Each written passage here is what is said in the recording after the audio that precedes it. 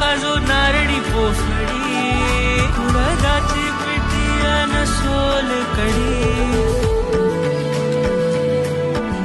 भाकरी कालवणाची चव लय न्यारी कोकणाची बायू जेवणात भारी कोकण कोकण कोकण कोकण कोकण कोकण कोकण कोकण